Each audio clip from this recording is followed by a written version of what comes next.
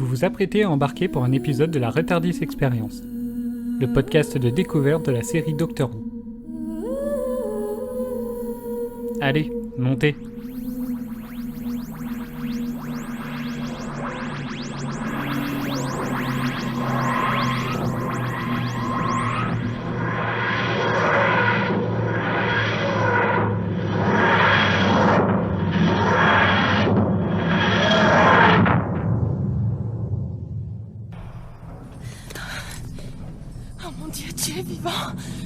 J'ai cru que je ne te reverrai jamais. Je veux pas vous vexer, ma jolie, mais qui êtes-vous? Rose! C'est pas moi. Lui, c'est... disons l'autre. Oh non, il manquait plus que ça. On a 2 Mickey. Moi, c'est Ricky. Mais combien il y en a? Premier double épisode de la saison et dedans on a le droit à des retrouvailles père-fils, des retrouvailles père-fille, de Mickey, Ricky / le gars, le décès d'un personnage important sauf Mireille qu'on retrouve bien en vie à la fin, un départ qui va faire plaisir à beaucoup de monde dans le coin, du thé en proclamant qu'on a 39 ans au lieu de 40, un président au lieu d'un ministre et surtout plein de ballons dirigeables. Bref, c'est d'un bordel les mondes parallèles et je ne pense pas que ce soit Rose qui va me contredire, n'est-ce pas Rose ? Bonsoir à tous et bienvenue dans ce nouvel épisode de Retardis Experience consacré ce soir au 5e et 6e épisode de la saison 2 de la série Doctor Who. L'épisode du jour, le règne des Cybermen en 2 parties, Rise of Cybermen and the Age of Steel pour les titres originaux. Les épisodes diffusés les 13 et 20 mai 2006 ont été écrits par Tom McRae et réalisés par Graham Harper. Pour parler de cet épisode, il y a d'un côté le petit groupe de Néo-Whovian qui l'a regardé pour la première fois. Je suis donc accompagné de Bob, Mireille et Eden. Salut. Salut. Eh bien le bonjour. Et face à eux, dans cette terrible lutte pour les faire rester devant Doctor Who, nous avons besoin de s'y mettre à plusieurs. Et c'est pour cela que côté Whovian, je suis entouré de Maël, Adèle et Doraline. Salut. Hello. Salut. Hello, hello. Est-ce que tout le monde va bien ? Comme ça, j'aurai peut-être une réponse. Oui. Cette fois. Mais écoute, ça va. Bon. Et toi, Cédric, comment vas-tu? Ça va, moi je suis malade.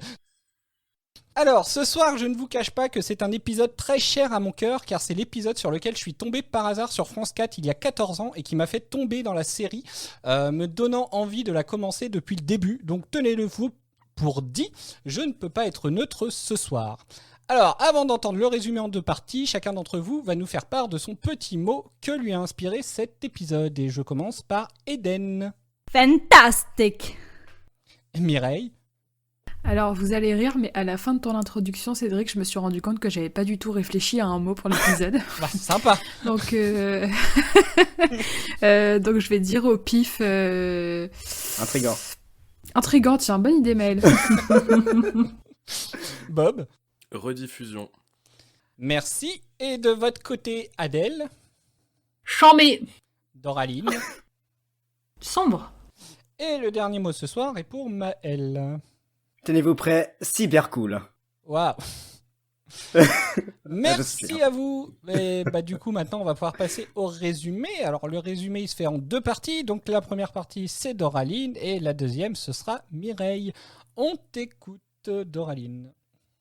Alors, l'épisode débute sur 2 savants, John Lumick et le docteur Kendrick, discutant de cerveaux venant d'être soudés à un exosquelette. Et comme tout bon savant fou qui se respecte, une fois le boulot fait, Lumick tue son associé. Kendrick nous quitte donc dans une mort digne de Marion Cotillard.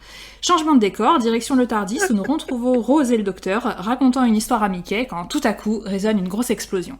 C'est le drama, le cortex du temps du Tardis s'est volatilisé et c'est le crash. L'équipe arrive alors entre 2 dimensions où des zeppelins parcourent le ciel, les gens ont tous des boucles d'oreilles étranges, le père de Rose, encore en vie, vend du jus de fruits et où Rose est un chien. Bon, par contre, on a beau être dans un monde parallèle, Jackie est toujours aussi pénible, même l'univers ne conçoit pas qu'elle puisse être agréable.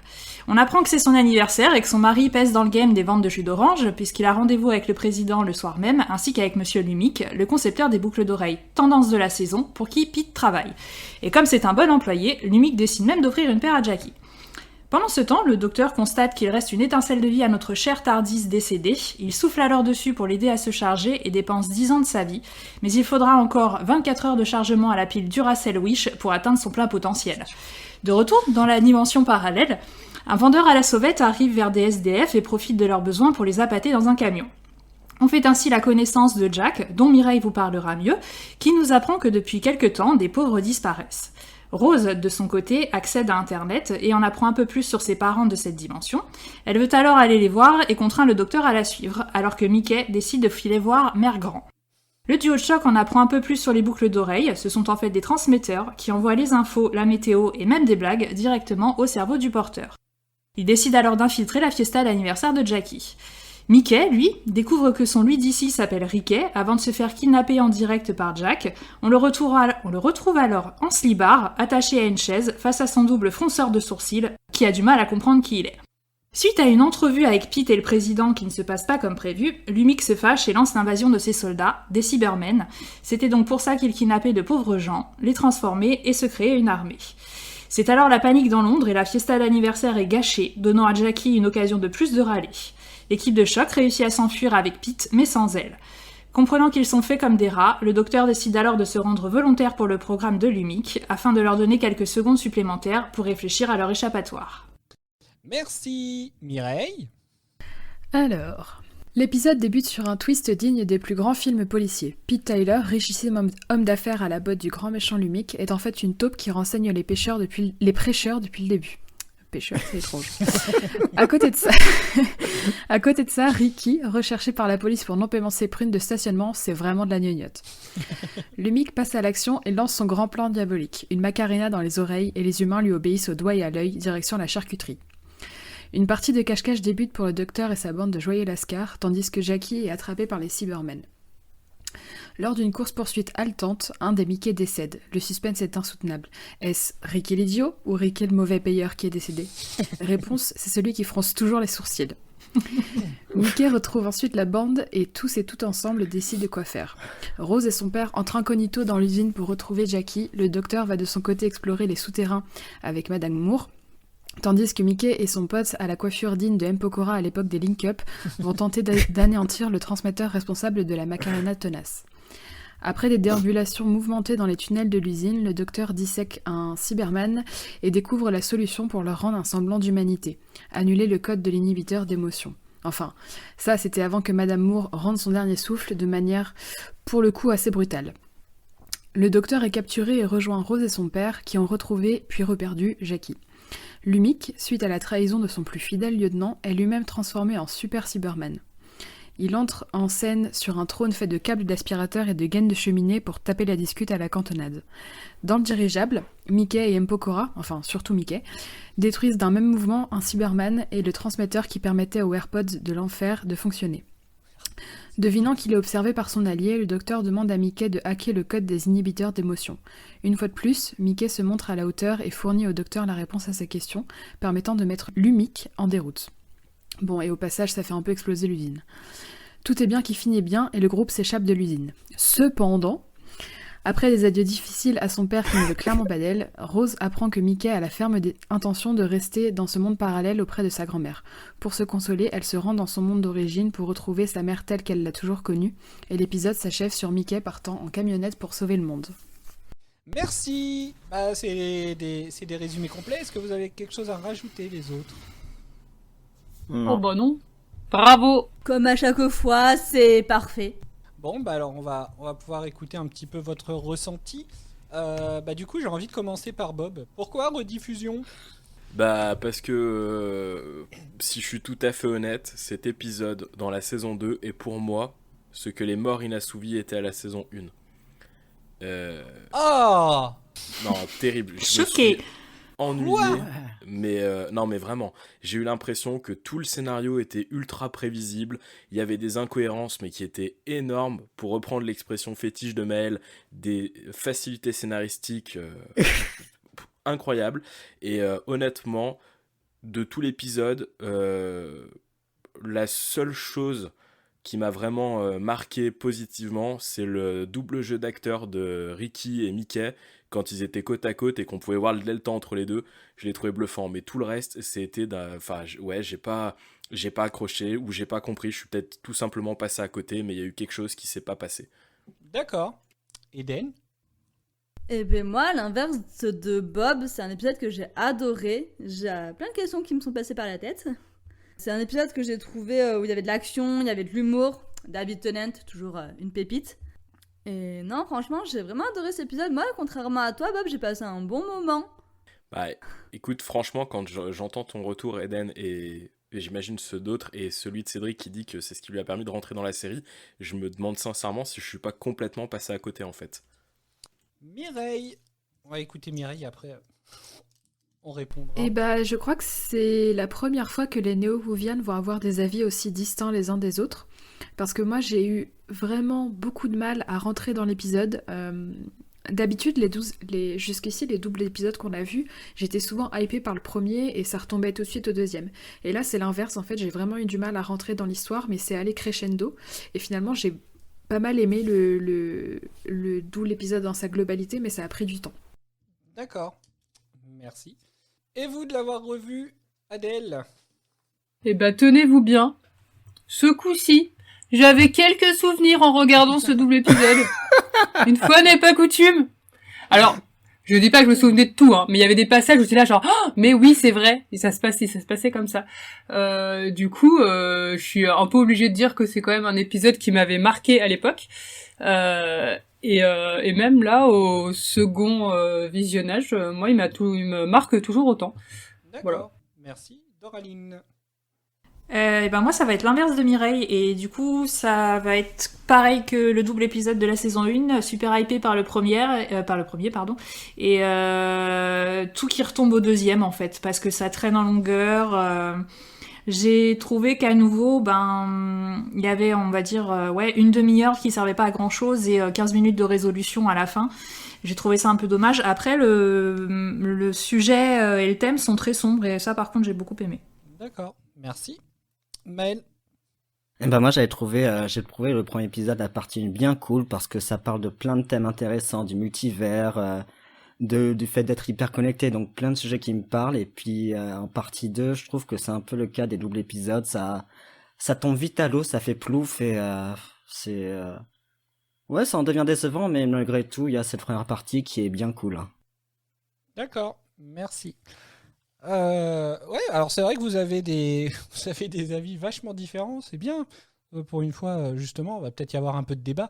Mais je suis malade, hein, donc pas trop long les débats quand même. Donc, alors pour un truc un peu plus poussé, peut-être. Du coup, moi, je vais dire un petit peu ce qui fait que j'adore cet épisode. Bon, en dehors du côté sentimental du fait que ce soit le premier épisode, c'est un épisode en fait où j'ai l'impression qu'il y a tout.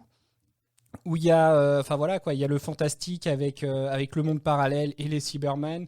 Il y a le côté un petit peu entre guillemets terre à terre qui se passe à Londres.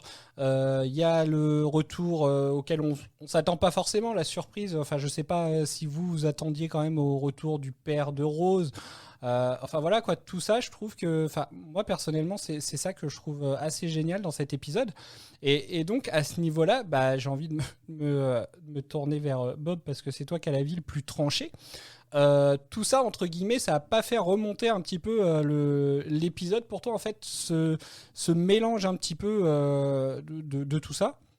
Alors je vais essayer de te répondre point par point. Concernant le retour du père de Rose, déjà, j'ai l'impression que les émotions qui pouvaient se dégager de leur relation qui n'a jamais vraiment pu avoir lieu sur notre univers à nous, enfin sur notre timeline à nous, a déjà été consommée dans l'épisode Fête des Pères qu'on avait déjà vu, en tout cas pour moi.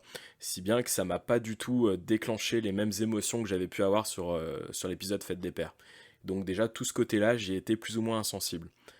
Après, j'ai parlé de rediffusion parce que j'ai eu l'impression que c'était un scénario que j'avais vu et revu, que ce soit dans des épisodes de séries ou dans des films, quand on les voit d'entrée de jeu avec des AirPods de l'enfer, pour reprendre l'expression de Mireille qui m'a bien fait rire, immédiatement je me suis dit super, il va y avoir un truc où tout le monde sera contrôlé en masse, et c'est déjà ce qu'on a pu voir à plusieurs reprises, ne serait-ce que dans Doctor Who, donc j'ai eu cette sensation de déjà vu. Le fait qu'on souhaite transférer sa conscience ou son cerveau dans un robot ou quelque chose qui ne périme pas comme le corps humain, pareil, c'est du vu et du revu. Et au final, je me dis que tout cet épisode, quand on contracte les sessions qui sont extrêmement lentes pour pas grand chose. Je pense qu'il aurait pu être condensé en un seul, et même condensé en un seul, je me demande si j'aurais accroché au final. Voilà, je suis désolé, c'est ultra négatif. Pardon, je me sens bien mal à l'aise Ok. par rapport à vous, mais désolé. Bah non, après, enfin voilà, hein, l'idée justement, hein, c'est de savoir ce que vous aimez ou pas dans les épisodes du coup. Hein. Et si je vais contraster quand même, histoire de pas être juste dans le clash, il y a quand même une chose où j'étais content, c'est que j'ai trouvé dans cet épisode une belle complicité, en tout cas, enfin, je sais pas si on peut parler de complicité, mais en tout cas, ça rendait bien à l'écran Rose et le docteur. C'est voilà, c'est le seul point positif que j'avais vraiment sur l'épisode. D'accord, merci. Mireille, toi de ton côté, donc du coup ce mélange-là, toi qui en plus à la base qui est pas trop fan de science-fiction, là je pense qu'on était bien dedans. Bah, on était dedans, mais comment est-ce que je pourrais expliquer ça? Ça m'a pas dérangé. Enfin, là, j'allais dire, je me suis identifiée au Cybermen. Non, quand même pas. Mais Ce serait pas rassurant. ils avaient un côté robot, un côté, enfin, je sais pas comment dire. On voyait pas un trucage dégueulasse comme c'était le cas sur l'épisode de l'école des retrouvailles, par exemple. Mhm. Du coup, ça m'a moins perturbée. Peut-être grâce à ça, ça m'a plus plu. Je saurais pas dire, mais ouais, ça m'a pas dérangé. Et j'ai bien aimé pour le coup ces méchants-là. D'accord. Eden, Oui. toi qui es super hypé par contre sur de l'épisode, j'ai cru comprendre. Ouais, moi c'est un épisode qui m'a vachement plu. Bah déjà, pour reprendre le point positif de Franck, bah, la complicité entre Rose et le docteur, que j'ai bien aimé. Tu vois, j'ai pu dire précédemment que Mickey n'était pas un personnage que j'appréciais. Bah tu vois, sur ce double épisode, j'ai apprécié Mickey. C'est un exploit. Oui, c'est vrai. Il est parti de loin le pauvre. Mais lequel, du coup? Oui, le Ben... ouais. Non, bah les deux en fait, le jeu d'acteur déjà du comédien, et puis voir la différence aussi entre les deux Mickey qui en fait se complètent finalement. Et du coup, j'ai apprécié Mickey et je m'attendais pas. Tu parlais aussi du retour du père de Rose, bah je m'y attendais pas du tout non plus. J'ai eu envie de tarter Lumic, là, j'ai déjà plus son nom, le gros méchant là, Lumic. Oui. Les Cybermen, le fait d'apprendre qu'ils sont déjà parus, que le docteur les connaissait, je me suis demandé mais d'où ils le connaissaient, qu'est-ce qu'ils ont eu comme chose dans l'épisode où il les a rencontrés précédemment, qu'est-ce qui s'est passé pour qu'ils soient créés. Il y a tout ce questionnement du coup qui s'est posé. Et un petit détail, je suis obligée d'en parler, on va en parler 2 secondes. Ouais, tu sais où je vais en venir. Je crois. Torchwood, évidemment, la petite allusion à Torchwood.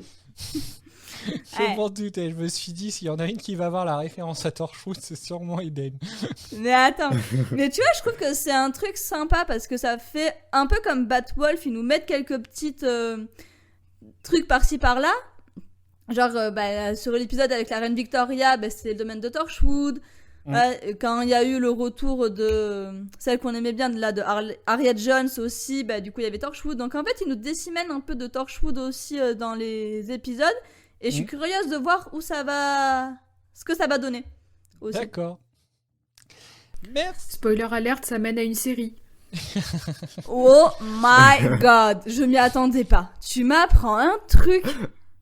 Est-ce que vous avez une réponse, Doraline, Adèle, Maëlle? Non. Rien à redire de plus là-dessus. Enfin, même vous, votre propre ressenti sur ce mélange, sur... Vous battez pas! J'ai, contrairement à beaucoup d'entre vous, j'ai détesté les deux Mickey.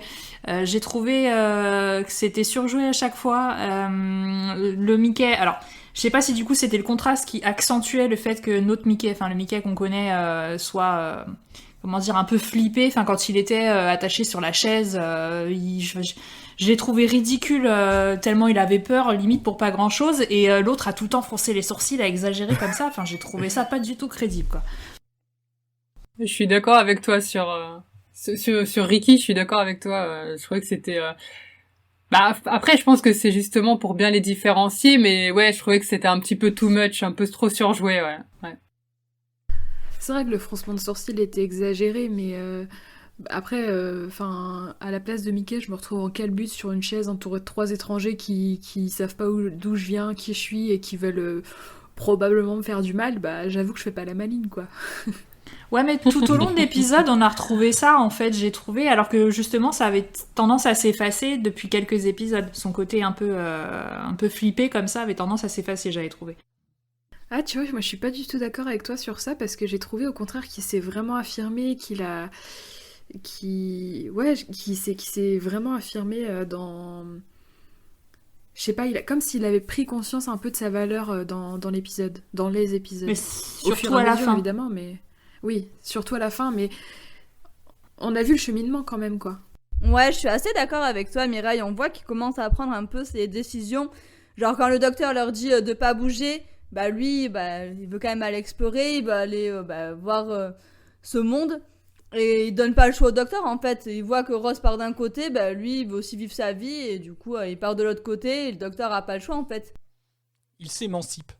Il Exactement. m'a piqué l'émancipation masculine. Hein. En tout cas, à titre personnel, j'ai été super mal à l'aise de toutes les moqueries que le docteur a pu avoir vis-à-vis de Mickey. J'en étais à un point où je sais pas, ouais, je me sentais mal à l'aise d'assister à ça et d'être témoin de ça, alors que j'étais que spectateur. Sur cet épisode ou tu parles en général?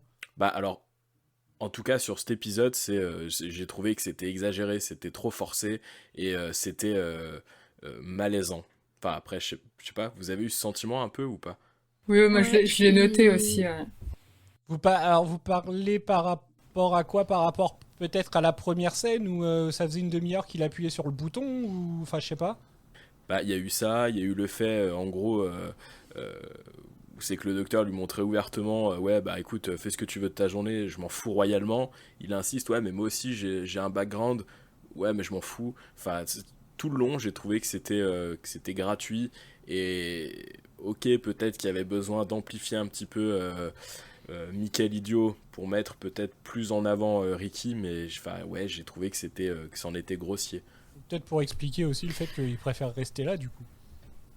Bah, moi j'ai trouvé qu'il y avait comme un changement de regard sur Mickey, dans le sens où, je crois que c'est dans le dernier épisode où on a souligné que, et dans l'avant-dernier aussi, on a souligné que ça allait de mieux en mieux, Mickey, que ça se vannait avec le docteur, qu'il y avait une relation qui se construisait.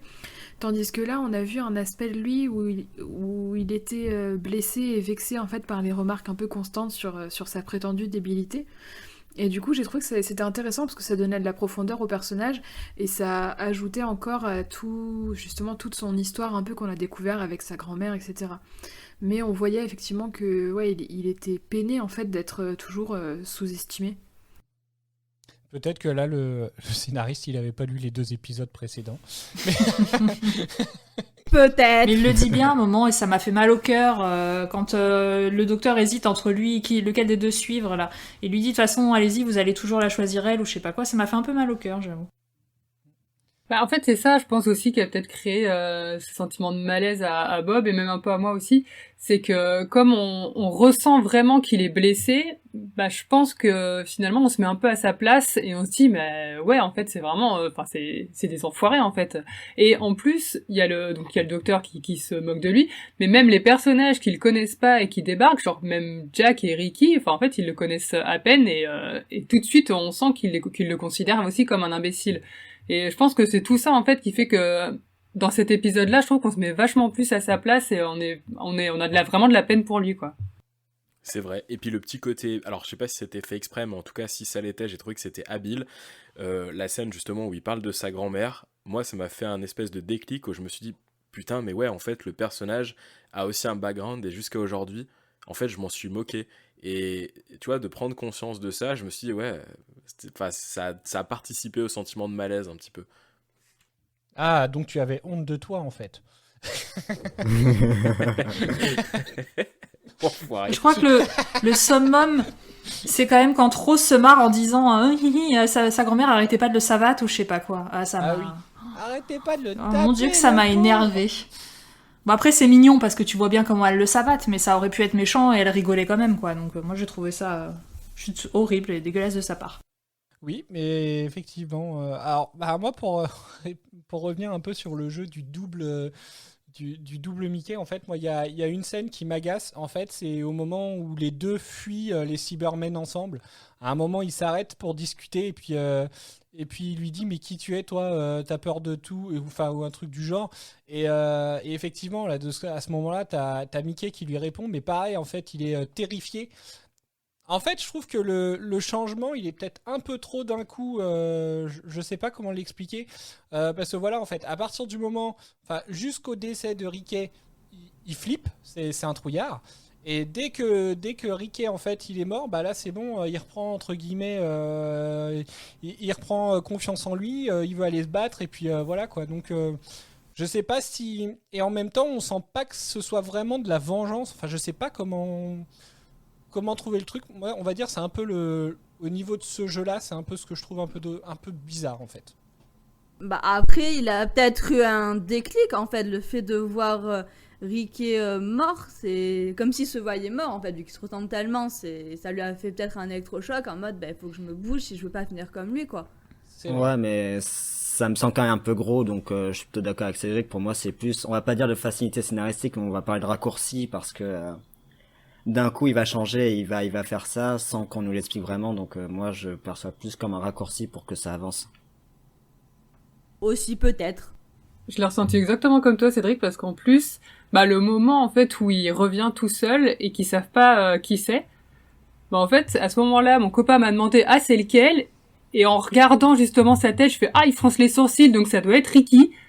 Et puis finalement non. Je me suis dit ah mais d'accord, donc il a plus du tout sa tête de trouillard, donc ça rejoint complètement ce que tu dis, Cédric. Ça se passe quand, ça, dans le 2 ? Ouais, ça c'est dans le 2e épisode, ouais. Ouais, j'avais déjà décroché. Est-ce que je pourrais juste reprendre Cédric le Wouvian sur le fait que c'est pas Ricky mais Ricky ? Ouais, peut-être. Ouais, j'ai repris le Wouvian. Oh, toi aussi tu t'en fous de lui. Oh là là, ça se fait trop pas. Non, mais alors moi, c'est pareil, il y a la conversation justement dans la cuisine. Alors c'est pareil parce que le mec il est pété de trouille entre guillemets, mais pourtant il arrive quand même à les vanner en leur disant ah vous comptez faire ça depuis une cuisine, et puis eux ils sont prêts entre guillemets à lui rentrer dedans et puis il va leur dire ah mais très jolie cuisine. Enfin voilà, je trouve la conversation un peu lunaire en fait pour le coup. Donc, après voilà, c'est vrai que c'est quand même drôle d'apprendre par la suite qu'au final le gars il est juste recherché parce qu'il paye pas ses prunes quoi.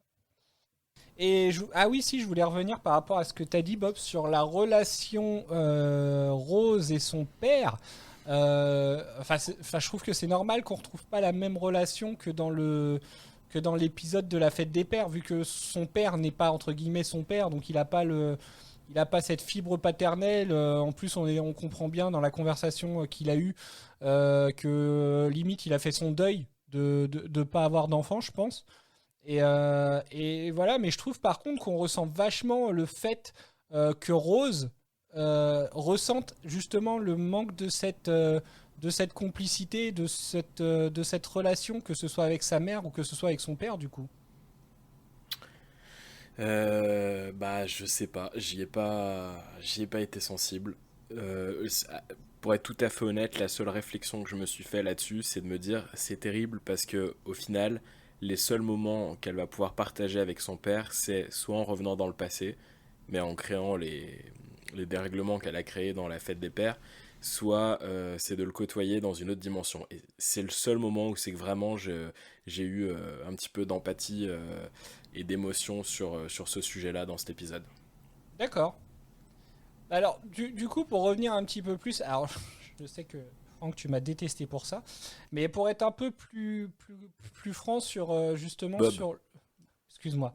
Alors Bob, je sais que tu vas me détester pour ça. Je vous ai demandé justement pour la première fois de me faire un petit peu un ressenti de ce que vous aviez, un ressenti que vous aviez entre les deux épisodes. Donc savoir si justement si vous avez eu une hype qui a monté et qui au final est retombée un petit peu en soufflé, ou est-ce que du coup tout l'épisode, enfin voilà, ou est-ce que vous avez eu un peu ce que vous attendiez sur la suite, ou au contraire, alors je crois que c'est Mireille qui disait plus que de son côté, c'était plus le premier épisode qui était un peu plus dur. Donc vous avez ressenti ça comment vous en fait au moment du, enfin dans quel état vous étiez au moment où le premier épisode s'arrête en fait? Alors moi j'étais très curieuse, j'avais qu'une envie, c'était de lancer le deuxième. Mais évidemment j'ai dû faire pause pour prendre, comme tu nous avais demandé de faire cet exercice, de prendre des petites notes pour me rappeler de ce que j'avais ressenti. Donc ouais, beaucoup de curiosité. Après j'ai parlé un petit peu des questionnements que j'avais. Est-ce qu'on allait avoir des réponses dans le second épisode? Par exemple sur les Cybermen, des choses comme ça. Voilà. Est-ce que du coup, tu as eu toutes les réponses à tes questions? Ou est-ce qu'il y en a qui restent en suspens?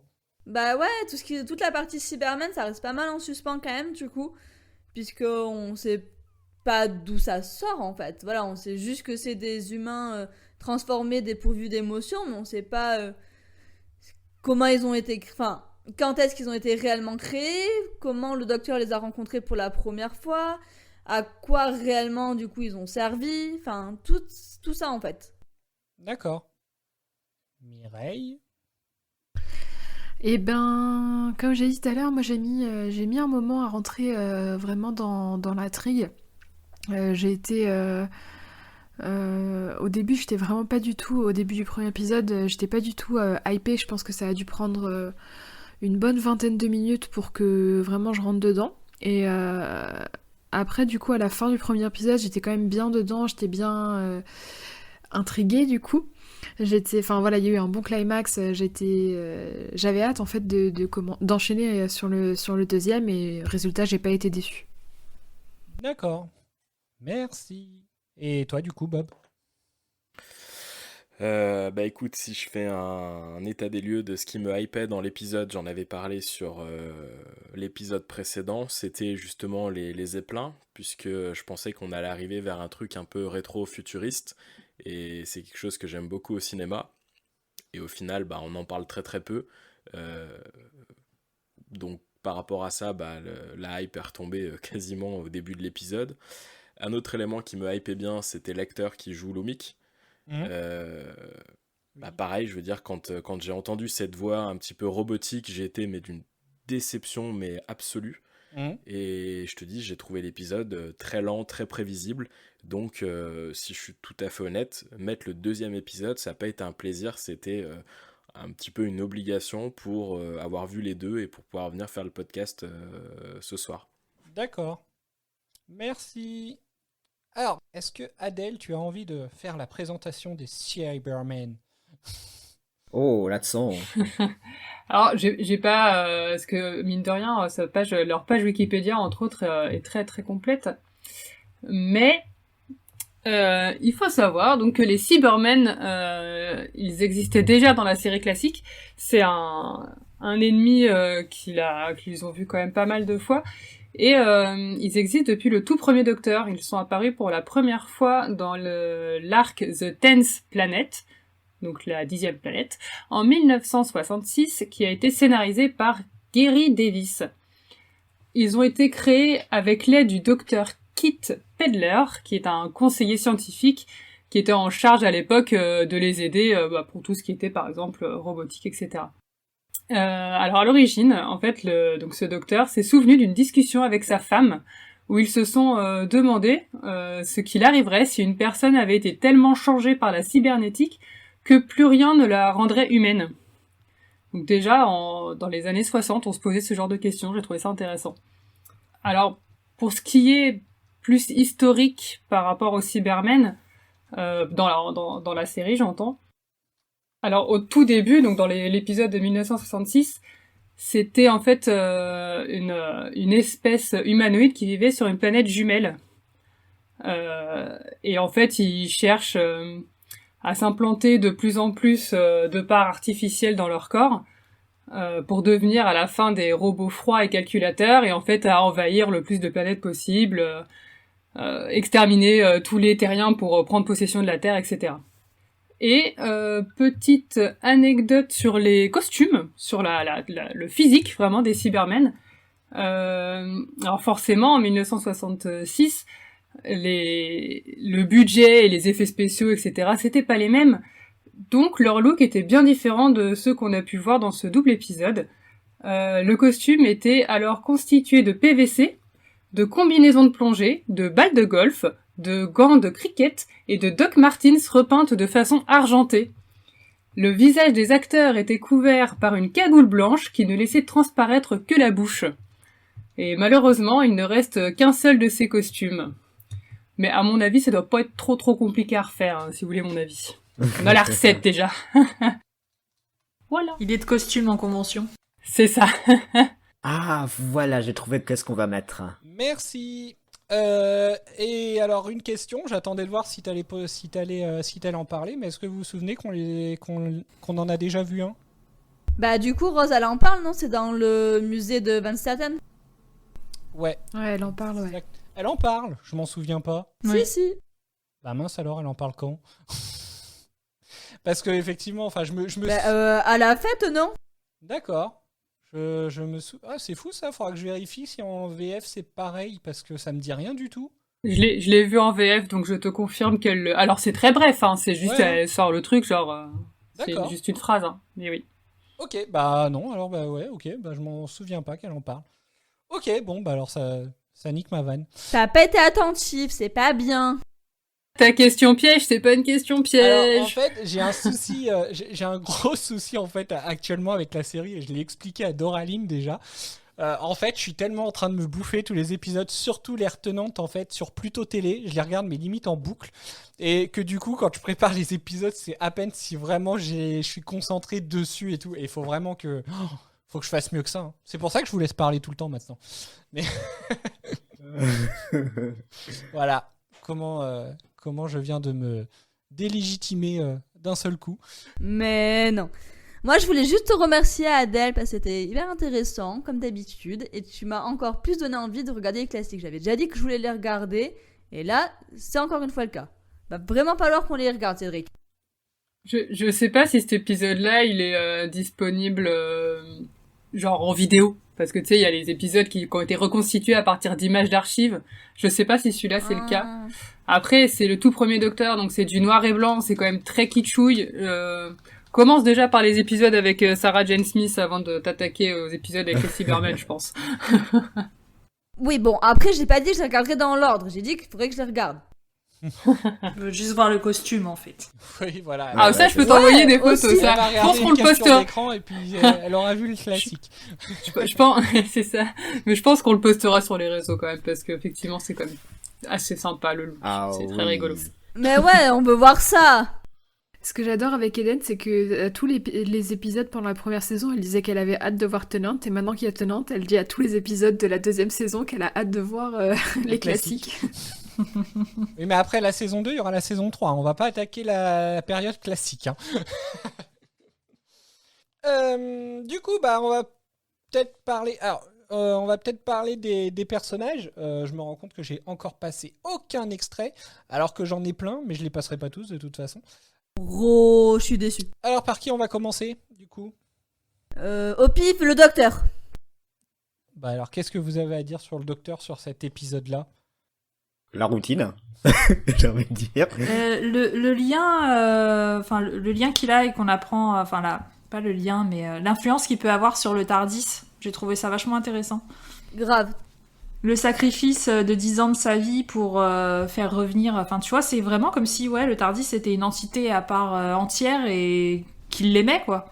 Alors oui, c'est ce qui lui sert à voyager dans le temps et forcément qu'il l'aime, mais comme si c'était vraiment une personne, en fait. Alors ça, à ce sujet-là, j'ai pas compris le sacrifice de 10 ans, là, mais il est pas immortel? Je suis dégoûté, je voulais le placer. Bah, c'est pas 10 ans de sa vie en tant qu'incarnation de cette incarnation-là. Par exemple, là, il a perdu 10 ans de vie du 10e Docteur, en fait. Dans tous les cas, bon alors je vous rassure tout de suite, hein, après cet épisode, son âge ne change pas.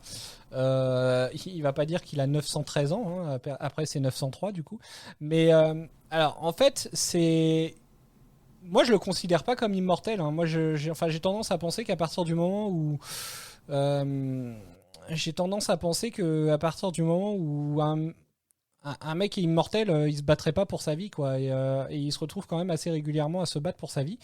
Donc je sais pas, mais pour moi, il est pas immortel. De toute façon, en fait, il change. Donc quand il y a une régénération, c'est qu'il meurt.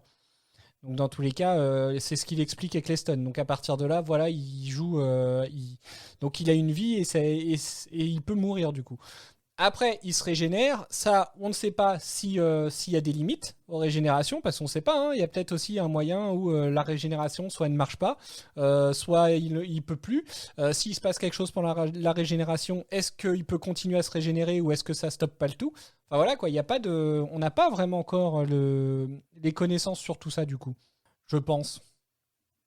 Moi, je pense Et que j'ai été ouvrons-nous les mal à réponses l'aise. un jour. De quoi? Pardon, je suis désolé, c'est en décalé. Du coup?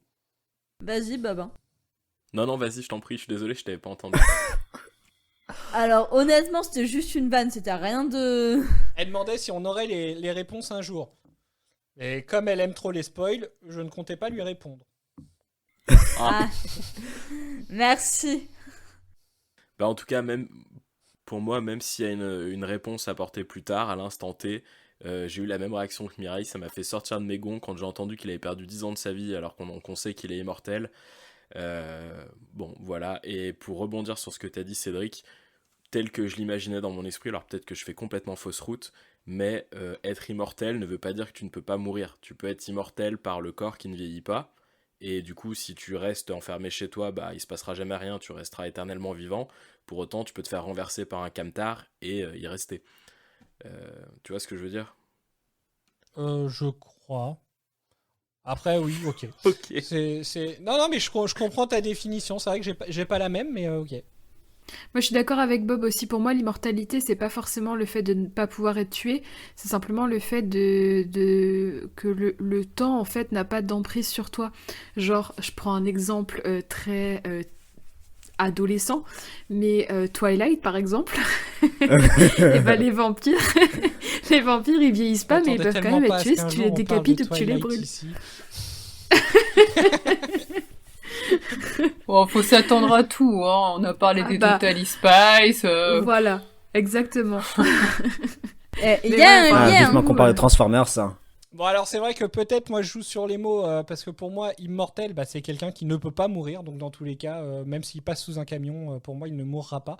Par contre, vous, effectivement, votre définition, moi je l'aurais plus dit pour.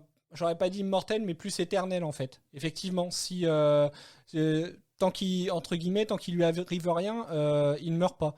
Mais ça le rend pas forcément. Enfin après voilà, c'est oui, ok. Ouais, c'est un peu philosophique. Je pense que Oui, celui qui s'est le mieux décrit, c'est le docteur quand il a dit que les humains dégénéraient, sous-entendu que lui ne dégénère pas. C'est peut-être la meilleure définition de son immortalité au final. C'est vrai. Mais il a bien dit qu'il se régénère. Tout à fait. Mais après, je suis d'accord. Oui, c'est un truc qui peut étonner, sachant que voilà, à partir d'où tu utilises 10 ans de ta vie juste en faisant. Effectivement, c'est un peu. Voilà. Donc je suis d'accord. Bah, quand tu fumes une clope, c'est 3 ans, non? Bah voilà. D'accord. Donc bah du coup, est-ce que vous avez autre chose à dire sur le docteur? Je suis plutôt d'accord avec Doraline, c'est que tu sens qu'avec le TARDIS, il y a un lien, et que quand le TARDIS il meurt, bah il est tout simplement déchiré, et on le comprend complètement parce que le TARDIS, c'est plus que son véhicule, c'est plus que sa maison, mais ça fait partie de lui, ce qui fait que je vais dire une phrase hyper bateau, mais le docteur a besoin du TARDIS, et le TARDIS a besoin du docteur. C'est beau. C'est vrai. Donc oui, dans tous les cas, mais je trouve que ça, c'est quelque chose qu'on ressent assez rapidement, enfin assez rapidement, oui et non, sur le lien qu'il y a entre le TARDIS et le Docteur, de toute façon, que le TARDIS a besoin du Docteur, et que, puisque sinon, comme Eccleston l'a dit à Rose dans le dernier épisode de la saison 1, s'il y a personne pour s'occuper de lui, entre guillemets, il meurt, quoi. Et de son côté, bah, le docteur a besoin du TARDIS, ne serait-ce effectivement pour voyager, etc. Mais Mais voilà, quoi, il a besoin de lui de toute façon. Donc, On peut même dire que Tardis c'est même un personnage, hein. ah bah pour moi, oui. C'est le seul personnage qui reste, du coup. Il change jamais de tête. Voilà. Du coup, donc, est-ce que donc vous avez plus rien à dire sur le docteur? On va pouvoir passer à Rose.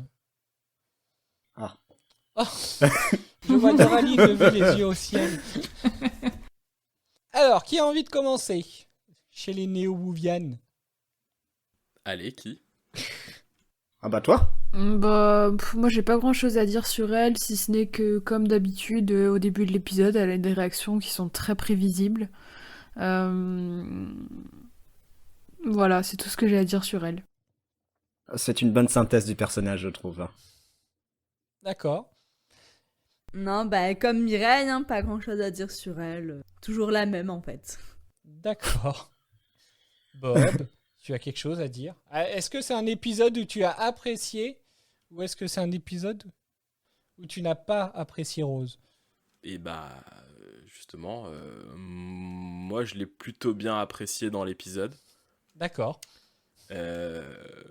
Déjà, j'ai trouvé, par rapport à Mickey, quand il était moqué, parfois elle prenait sa défense. J'ai trouvé que c'était à créditer, c'était à son crédit en tout cas. J'ai trouvé qu'il y avait une bonne alchimie de jeu entre Rose et le docteur. Et au final, bah ouais, c'était plutôt positif. J'ai pas grand chose à... Enfin, il y a rien qui m'a vraiment choqué par rapport à Rose sur cet épisode. Donc, effectivement, elle a quelques réactions prévisibles, mais si je contraste ça avec l'intégralité de l'épisode qui m'a semblé prévisible, ça m'a pas plus choqué que ça. D'accord. Est-ce que vous avez quelque chose à répondre, les Wouvianes, sur Rose? Bah, en fait, le problème que j'ai avec Rose, c'est qu'elle est dans le prévisible, elle est exaspérante. Je sais même plus trop quoi dire, tellement que j'ai l'impression de me répéter tout le temps, mais j'ai pas l'impression de voir une sorte de progression intéressante de A à Z, donc voilà. D'accord. Moi, je la comprends pas. Je comprends pas déjà ce qu'elle fait avec Mickey. Alors, je me souviens plus qui comment dire, amorce le bisou à un moment donné quand ils se séparent. Mais ça m'a saoulée et je crois que ce qui a été définitivement le pompon, c'est quand elle lui dit mais j'ai besoin de toi quand il dit qu'il va rester quoi. Ah oui, Mais avec elle le traite comme un chien et à chaque fois qu'il commence à prendre son indépendance, à plus penser à elle, elle revit. Enfin, elle est là mais non mais Reg, j'ai besoin de toi. Ça me gonfle. Non mais c'est ça, elle dit qu'elle a besoin de lui, mais puis quand elle part ailleurs, elle drague à gauche et à droite, en oubliant totalement Mickey, ridicule. Ça, c'était vrai dans la saison 1, mais ça m'a moins marqué dans la saison 2, ce côté un peu à droite à gauche. Bah on l'a moins vue avec d'autres gars en fait, hein, aussi.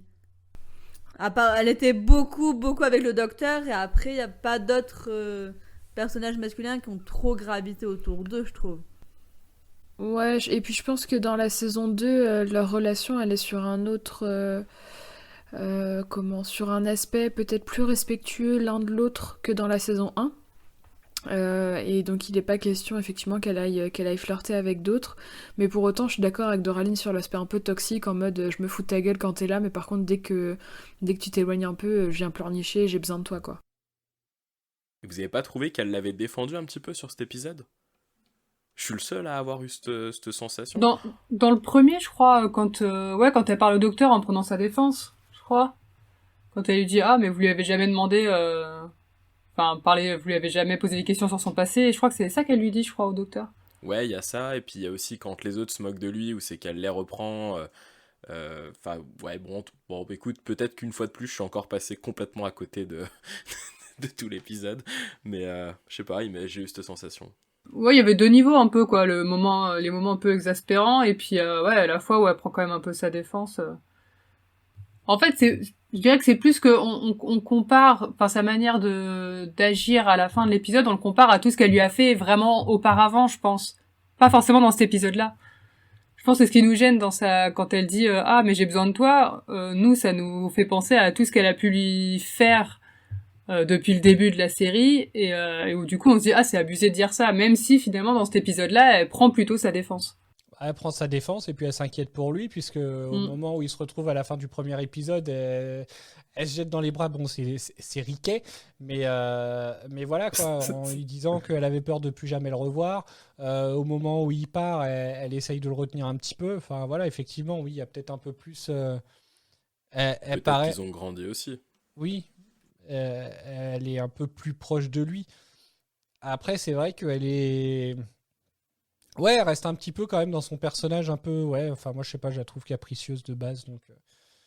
Enfin voilà quoi, le fait déjà de toute façon de s'entêter à vouloir aller voir ses parents qui ne sont pas ses parents, le docteur lui explique quand même que ça risque d'être dangereux, etc. Enfin voilà, mais elle veut y aller quand même.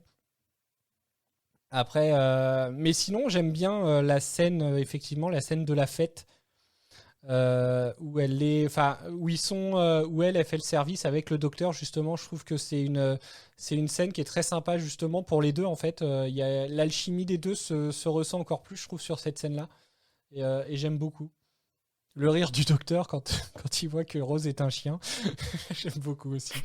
Voilà. Moi, cette scène m'a fait détester, mais définitivement Jackie. Je sais plus c'est qui dans son résumé qui disait qu'elle est mauvaise, peu importe l'univers dans lequel on est, et j'ai l'impression que c'est tout à fait ça. Par rapport à quoi? À l'échange qu'elle a eu avec Rose? Ouais, le mépris qu'elle a pu avoir envers Rose en servante, à gerber, quoi. D'accord. Est-ce que... Moi, je voudrais juste rajouter un autre truc sur Jackie. Et il y a une scène, si par contre, qui m'a fait raccrocher et que j'étais mort de rire dans ma tête. C'est qu'au moment, je crois que c'est Rose qui commence à faire un Jackie Tyler. Et j'ai repensé à la scène où c'est que le doc lui fait vous allez fermer votre bouche. Et dans ma tête, je me suis dit, mais Jackie Tyler, ferme ta gueule, quoi. Pardon. Désolé pour la vulgarité, l'explicité du podcast. Est-ce que... Alors, voilà, vu que vous parlez de Jackie, du coup, il y a quelque chose que je me suis posé en fait en re-regardant l'épisode, enfin en préparant l'émission. Je me suis dit, mais en fait, effectivement, là, enfin, ça passe pas avec Rose. C'était déjà le cas au moment de Fête des Pères. Et du coup, on en est à se demander si Rose n'était pas sa fille, est-ce que vraiment elle s'entendrait avec elle, quoi. C'est ça en fait qui est assez incroyable, je trouve, par rapport à la fin de l'épisode justement où voilà, elle sort du Tardis, elle fonce dans les bras de sa mère, enfin voilà quoi, on sent quand même qu'il y a vraiment un lien des deux et qui tranche complètement avec justement le lien qu'il y avait, donc enfin la relation qu'il y a pu y avoir au moment où elle était à Fête des Pères, par exemple. Son père, le père de Rose, a bien ressenti qu'il y avait un truc. La mère ne l'a pas ressenti en fait. Jackie n'a pas ressenti ça. Et là, exactement pareil, dans l'échange entre Pete et Rose, Pete lui dit à un moment, mais c'est fou, je vous parle comme si, enfin voilà, il y a quelque chose, vous dégagez quelque chose de gentil.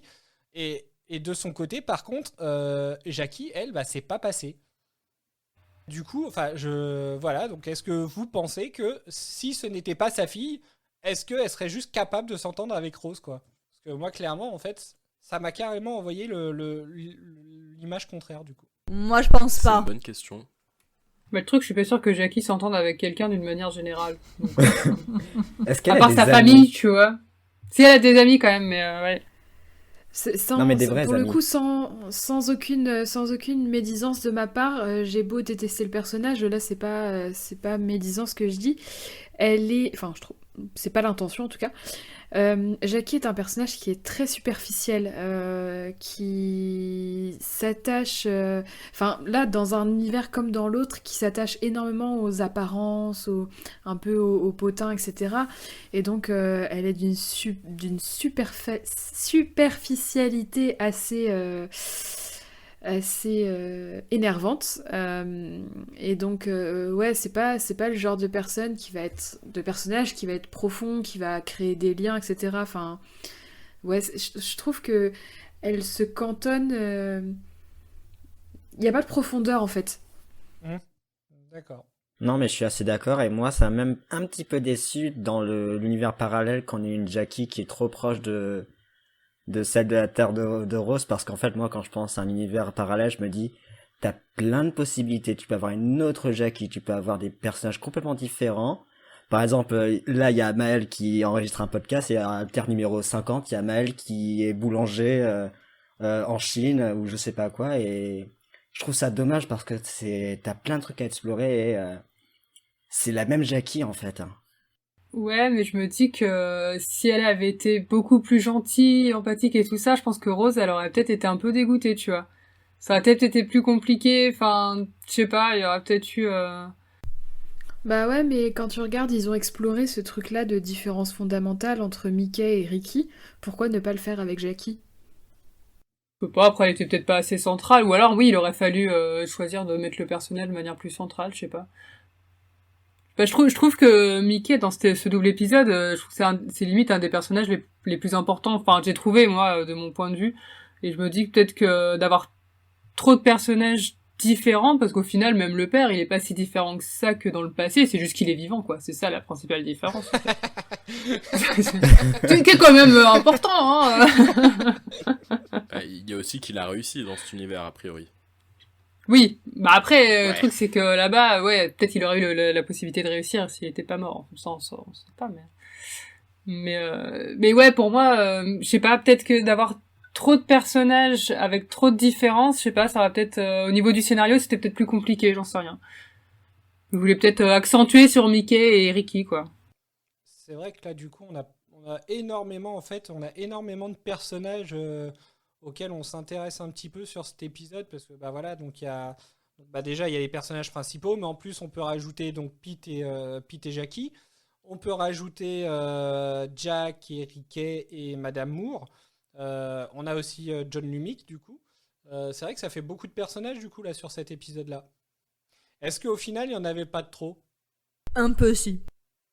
Bah, non, si, c'est peut-être pour ça, du coup, qu'ils ont pas pris des personnages, enfin, auxquels on peut vraiment se rattacher, quoi, des personnages qu'on connaît, avec les mêmes caractéristiques qu'on connaît, quoi. Parce que s'il faut se réidentifier à des personnages complètement différents, c'était peut-être un peu lourd, je sais pas. Oui, c'est sûr. Après, dans ce cas, tu ne le mets pas dans l'histoire, comme ça, tu te fais pas chier à essayer de faire un truc, en fait. C'est pour ça que moi, je suis déçu. Bah, ouais, mais il fallait quand même que Rose, elle ait une raison de se barrer aussi, je pense, tu vois, et puis du coup, d'avoir l'histoire autour de Mickey qui dit au docteur, ah, de toute façon, vous la choisissez toujours elle, parce que sinon, ils auraient peut-être fait leur histoire à 3, en fait. Et puis pardon, mais il fallait qu'ils tiennent 90 minutes aussi, donc 90 minutes avec trois personnages. Voilà, c'est Bon. ça, il fallait bien, à un moment donné, qu'ils se divisent, quoi. Oui, c'est vrai aussi. Je vais passer un extrait parce que j'en ai toujours pas passé du coup. Oui, vas-y. Bah, comme on parlait de tous les personnages, je vais passer le passage de la rencontre dans la camionnette. Ça aussi, ça peut paraître un peu douteux. De toute façon, nous avons la preuve de ce que je dis. Peter Tyler travaille pour l'UMIC depuis l'année 2005. Il dit la vérité. Dites-lui, madame. On a une taupe dans le gouvernement qui nous donne des informations. Les dossiers privés de l'UMIC, toutes ses opérations en Amérique du Sud. On lui transmet des secrets 2 fois par semaine. Secret provenant de Gemini. Ah ouais, comment vous savez Je ça? suis Gemini, c'est moi. Ah ouais, voyez-vous ça? Je suis sur la longueur d'onde codée 657 utilisant le 9 binaire. C'est la seule raison pour laquelle je travaille pour l'UMIC, pour avoir des informations. Je croyais être en relation avec le service de sécurité, mais j'ai trouvé Scooby-Doo et sa bande, avec leur camionnette. Non, les pasteurs savent ce qu'ils font. Ricky dit qu'à Londres, sa tête est mise à prix. Enfin, non, pas exactement. Pas exactement quoi? C'est ma tête qui est mise à prix à Londres, pour des amendes. Génial. C'est intentionnel, je me rebelle contre le système et je ne paye jamais. Très bonne idée, je fais pareil que vous. Je suis le docteur, soit dit en passant, si ça intéresse quelqu'un. Je m'appelle Rose, enchantée. Encore mieux, c'est le nom de mon chien. Enfin, du moins j'ai la serveuse de restaurant de mon côté. Alors en fait, là je m'en suis rendu compte juste en écoutant cet extrait. Du coup, en fait, on se rend compte quand même qu'il y a déjà un background de tous les personnages qui ont un lien finalement avec tout ce qui se passe, du coup. Est-ce que ça, pour vous, ça vous a paru bien construit? Moi, j'ai bien aimé cette scène, ouais. Avec les petits trèfles, là, ça m'a fait rire, la référence à Scooby-Doo. En fait, on découvre que Ricky il est poursuivi juste pour des amendes et c'est pas forcément le type le plus recherché parce qu'il est dangereux. Et la révélation de Pete qui est Gemini, assez sympa. Et Rose, le prénom du chien. Aussi, ça c'est très drôle. Ah bah ça c'est un gars qui revient quand même plusieurs fois du coup. Même nous, hein, on l'a fait revenir plusieurs fois. On est tellement fan de la vanne. Moi, du coup, le seul truc que j'avais noté sur Rose, c'était elle finit aussi par être un chien comme Mickey. Oh, c'est horrible. Bah, il le dit lui-même dans l'épisode d'avant. Hein. J'ai rien inventé. Dans l'épisode d'avant, il le dit lui-même. Bah, tu sais, quand il dit ah, je suis son chien de fer. Ah oui, effectivement, voilà. C'est vrai. Ah oui. Parce que là, moi, maintenant, je m'en souviens des épisodes, tu vois. Donc, je peux faire des références et tout, c'est cool. T'as vu, ça change la vie. Hein. Ah ouais, c'est pas mal. D'accord. Donc, du coup, est-ce qu'au niveau de ces personnages, est-ce qu'il y en a un qui vous a marqué plus qu'un autre vraiment sur ceux qui sont, on va dire, les père de Rose, peut-être. Ouais. Pourquoi ? Ouais, j'ai trouvé que c'était peut-être le personnage le plus construit, avec le meilleur background, et puis on avait un point de comparaison par rapport à l'épisode Fête des Pères. Mais ouais, c'est tout de mon côté. On avait bien aimé quand même on avait bien aimé quand même le personnage justement de Pete Tyler au moment de Fête des Pères. On avait bien aimé l'acting du comédien aussi.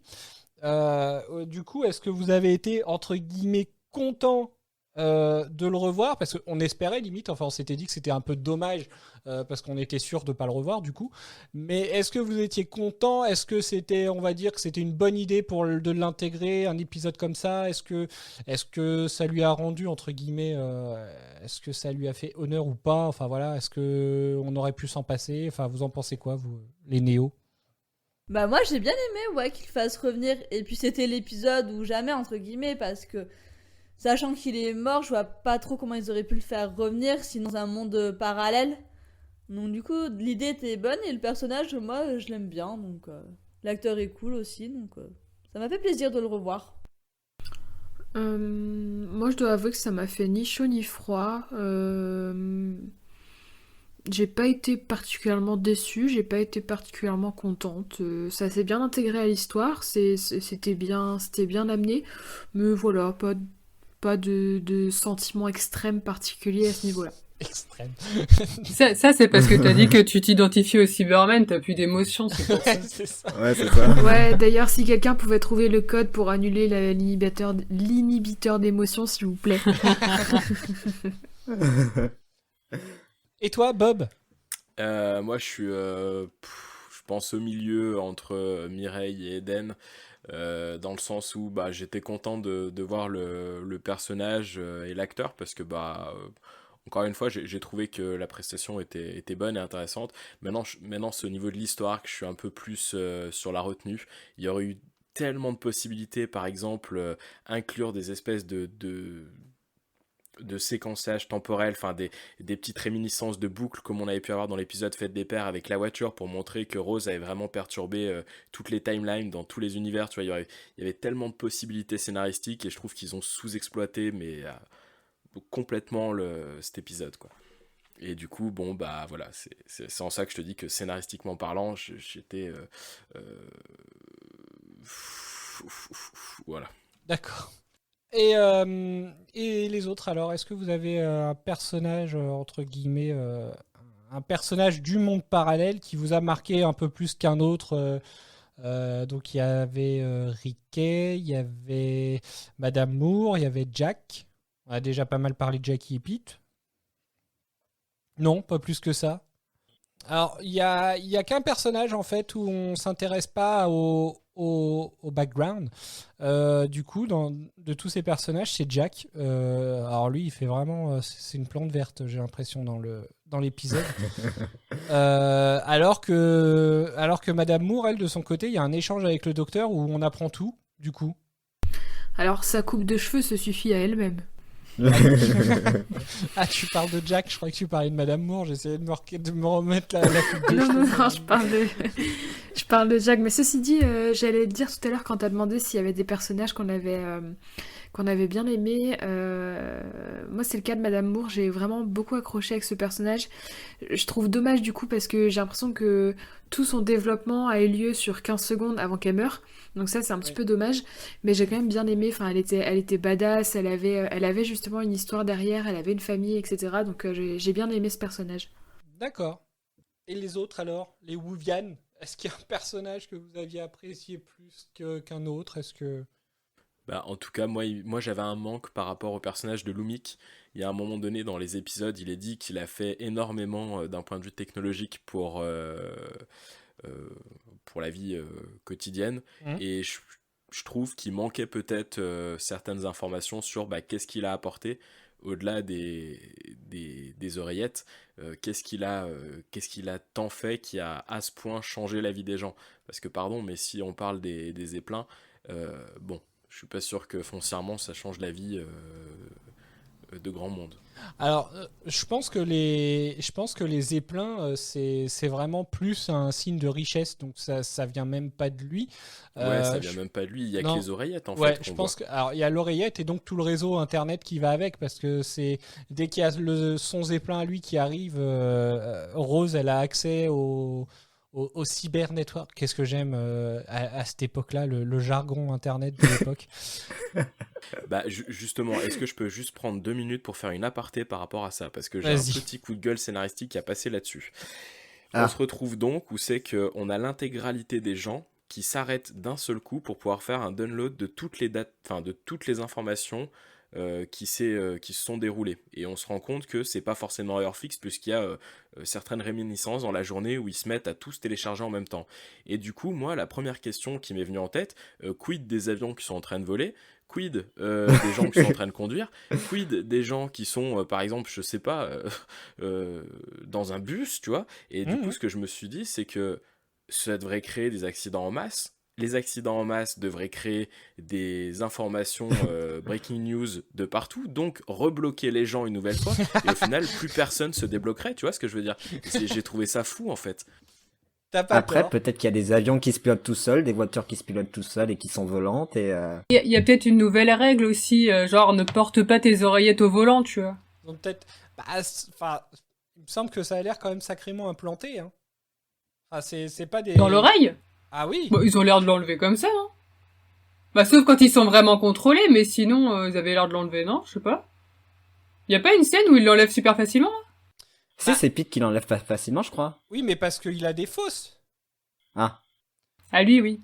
Y a pas un moment donné où ils disent à tout le monde retirez vos oreillettes? Non, je sais. Et parce qu'ils ont des fausses, mais il me semble que je ne crois pas, parce qu'en fait... moi sinon il y a un truc qui me choque à ce moment-là, c'est punaise, t'es en soirée, il y a plein de monde et tu gardes tes oreillettes, quoi. Enfin, je sais pas. Remarque maintenant avec les AirPods, on en a un peu à ça, mais tu me diras, c'était tellement à la mode passer un temps, c'est un peu moins vrai aujourd'hui, mais il y a une petite dizaine voire une quinzaine d'années, je sais pas si vous vous rappelez, il y avait ces fameuses oreillettes sans fil un peu longues qui revenaient sur la joue, Bluetooth, et tous les VRP en avaient, et c'était tellement risible au fond.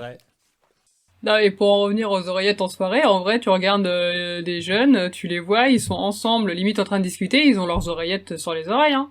Oui, oui, c'est ça. Donc ça. moi, ça me choque pas, hein. Oui, voilà, comme quoi, on y est, hein, ils ont été avant-gardistes dans Doctor Who. Non, mais je le vois dans ma vie de tous les jours, je croise toujours une personne, dont moi-même, avec des AirPods, donc dans tous les endroits possibles, d'ailleurs. Donc, non, voilà, du coup... Mais après, oui, je suis d'accord sur le fait que, effectivement, ça peut les bloquer n'importe quand, et du coup, quid des gens qui conduisent, qui... Et voilà, et du coup, quand je me suis fait cette réflexion, je me suis dit, oulala, allez, encore un qui a pas dû lire le script avant de faire tourner les acteurs. J'avoue. Non, mais puis t'imagines, t'es en pleine rédaction et hop, tu dois t'arrêter et est-ce qu'après tu continues ta phrase ou est-ce que tu sais plus du tout? Ça encore, c'est pas trop grave, hein. C'est un détail. Ouais, non, imagine, t'écris le discours du président et donc ça c'est très important et. Mais non, mais après ils reprennent leur vie comme si de rien n'était.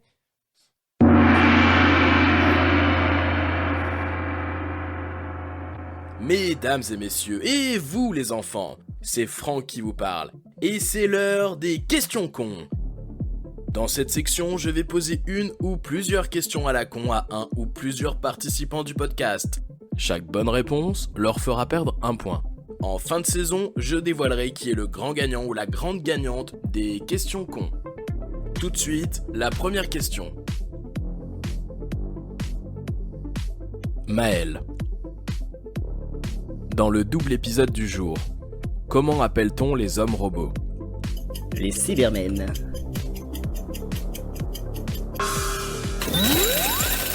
Bravo, c'est une bonne réponse. Chaque bonne réponse leur fera perdre un point. Maël, pour ta première participation sur les questions à la con, tu finis donc avec moins un point. Voilà. Faut bien écouter les consignes. J'adore. Ah, j'ai vu qu'il y en a qui avaient tiqué quand même.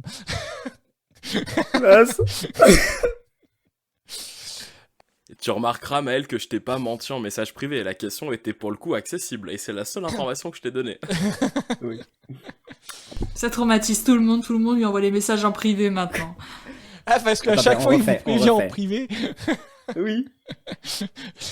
Le sadisme du gars, quoi. C'est pour toi aujourd'hui.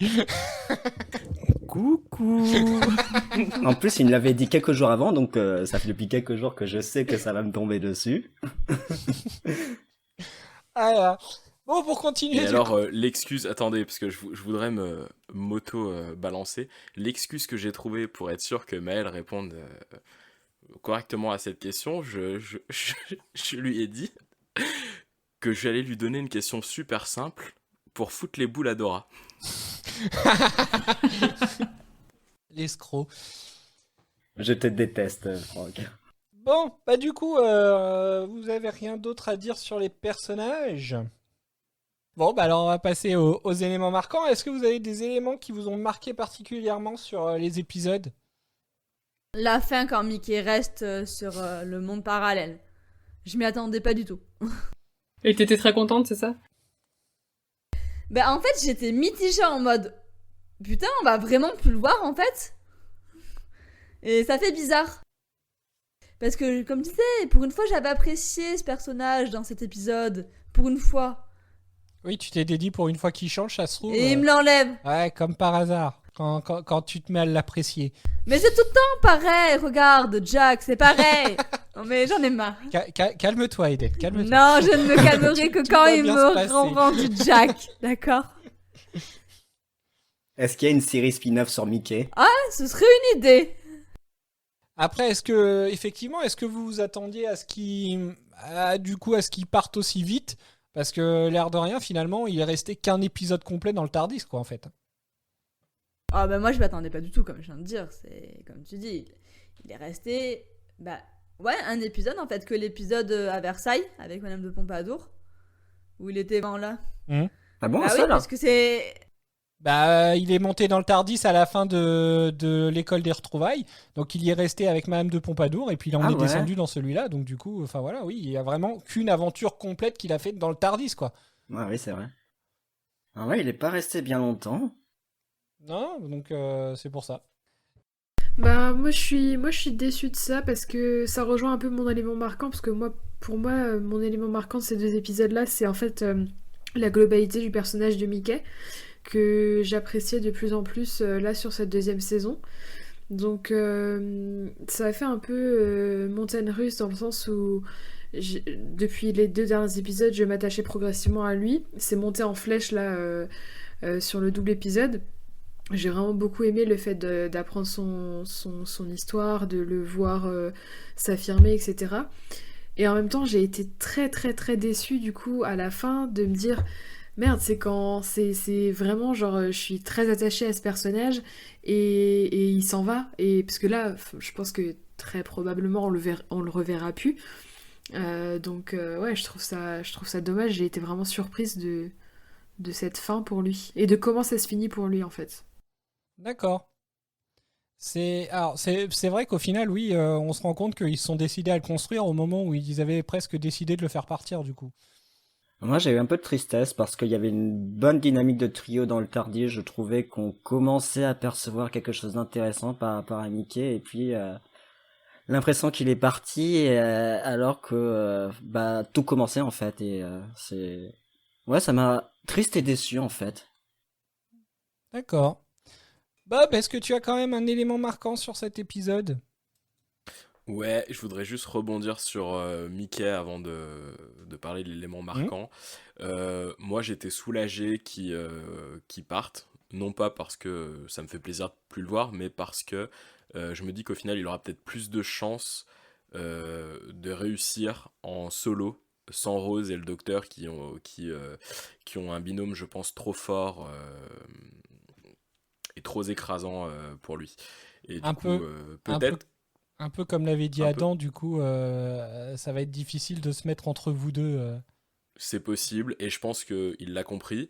Et à la limite, je suis à peu près sûr qu'on le reverra, puisque Doctor Who recycle et re-recycle, et je pense sont les pionniers du recyclage. Et du coup, peut-être que ce sera l'occasion de le revoir dans une version plus évoluée, plus assurée en tout cas, et peut-être plus prédominant dans les prochaines prépondérant pardon dans les prochaines intrigues. Voilà, c'est tout. Et Merci. pour revenir sur la scène marquante. Ouais. La scène qui m'a vendu du rêve, où c'est que j'ai été fasciné à chaque fois que je l'ai vu, c'est l'espèce de robot opérateur infernal. Ça devait être une boucherie absolue pour récupérer le cerveau des êtres humains pour l'intégrer dans les robots. Et j'ai été mais captivé par cette scène. Voilà, c'est la seule honnêtement qui m'a hypé en fait. D'accord. Ah oui, la scène où quand Rose et Pete entrent dans l'usine et où là on voit vraiment comment sont Tu faits sais, c'est la les... scène où t'as les bras, les espèces de bras robotiques avec les scies circulaires et tout. Je me suis dit, tu sais, le cerveau, t'es censé être sur de la microchirurgie a priori, et là, le truc te sort une disqueuse. Enfin, je me suis dit, ça devait être une dégueulasse absolue. C'est vrai, effectivement. Doraline, un élément marquant? Oui. La scène où il y a les hurlements cachés par la musique Le lion est mort ce soir. J'ai trouvé qu'il y avait vachement d'effets avec finalement pas grand chose, et ça m'a mis ça m'a dressé les poils sur les bras quand même. J'ai trouvé ça assez dérangeant. Oui, t'as raison. Ah, je l'avais zappé cette scène, mais t'as raison, la musique qui allait bien et tout. Ouais. Ah, ça m'a dérangé. J'ai pas d'autres mots pour ça. D'accord. Maël? Non, pas d'élément marquant. Adèle? Toujours pas.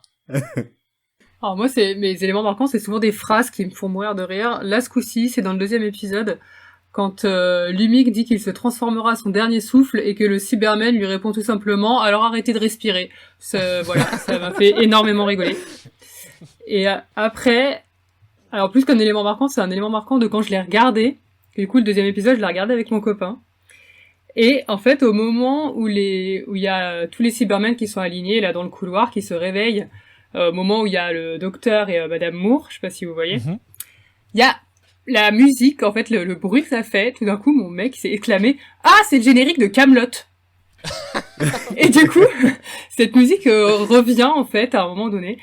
Et on n'entendait plus que ça, donc c'était un petit peu étrange, voilà. Ah bon? Le générique de Kaamelott? Oui, bah en fait, tu sais, l'espèce de trompette, là, il y a un moment donné, la musique démarre par un coup de trompette, un peu dans le même style, et du coup, mais c'est vraiment genre, il écoutait à moitié, surtout qu'il était en train de jouer avec sa console à côté, et tout d'un coup, il fait « Ah, c'est Kaamelott !» Bah, n'importe quoi. Tiens, tu regardes plus Doctor Who?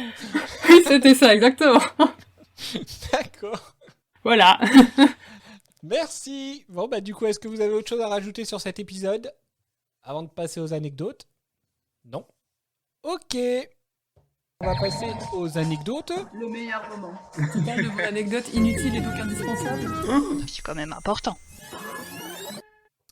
Eh ben, nous sommes tout oui. Eh ben, c'est à moi de commencer. Alors, peu de temps avant le tournage de cet épisode, l'acteur Roger Lloyd Pock s'est brisé la cheville, ça c'est ballot, en tombant d'un escalier, nécessitant la réécriture des scripts pour placer John Lumic dans un fauteuil roulant. Le personnage était déjà décrit comme vieux et malade à la base. Ah, à la base, il devait pas être dans un fauteuil roulant en fait. Du coup, d'accord. Ah, voilà. Ok. Et petite question pour rebondir sur ce que tu viens de dire, Maël, à la toute fin, quand c'est le gigaboss des Cybermen, est-ce que s'il est sur le fauteuil de Thanos, c'est parce que justement ils ont dû réécrire le script? Moi, j'en sais rien. Ah. C'est vrai, je me suis posé la question que je me suis dit pourquoi il est toujours assis, c'est un Cyberman, maintenant il doit pouvoir se lever. Oui, Mais il se lève après, je crois. Non mais si, mais ça c'est parce que c'était l'hiver et c'est pour ça qu'il a un trône qui est fait en gaine de cheminée. Mais après, c'est surtout, est-ce que c'est toujours le même acteur qui joue les Cybermen? Du coup, j'ai un gros doute. Peut-être pas, ouais. Après, moi, je me suis dit qu'il était assis justement pour qu'on l'identifie bien, pour qu'on se dise, ah bah c'est Lumic, et puis après, ils le font se lever, quoi. Bah, j'avoue que sur la dernière scène des Cybermen, en fait sur la scène où John Lumic essaye d'attraper l'échelle, etc. En fait moi j'ai mis beaucoup de temps à comprendre que c'était Lumic. Je sais pas pourquoi je pensais que c'était Jackie. Du coup pendant. Ah bah la même. C'était pas Jackie. Non, c'était Lumic. Ah. On le reconnaît bien en fait et en fait c'est à mon dernier visionnage où j'ai vraiment fait gaffe parce que justement. Quand il est sur le fauteuil, il a au niveau du torse, il a plusieurs tuyaux qui sont rattachés, qui sont raccordés. Et au moment où il attrape en fait l'échelle, on voit bien l'emplacement justement de ces tuyaux qui ne sont pas sur les autres Cybermen du coup. Mais c'est vrai que moi j'ai toujours pensé que c'était Jackie en fait. Merci. Ensuite. Très bien, c'est encore à moi. Et allons-y. Le titre provisoire de cet épisode, à la base, c'était Parallel World. Pour les deux? Ou pour un seul? Non, pour un seul, parce qu'en fait, en anglais, c'est le règne des Cybermen, mais je vais pas dire en anglais. Puis l'épisode 6, c'était un autre épisode, donc c'est pour l'épisode 5. Oui, je comprends pas pourquoi en français, en fait, ils ont mis un seul titre pour les deux épisodes et deux titres différents pour c'est pour me faciliter la tâche pour les réseaux sociaux, ça. Ah.